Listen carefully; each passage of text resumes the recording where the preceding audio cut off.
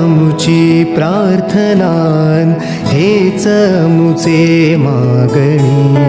हीच मुची प्रार्थनान, हेच मुचे मागणी. माणसाने माणसाशी माणसा सम वागणे.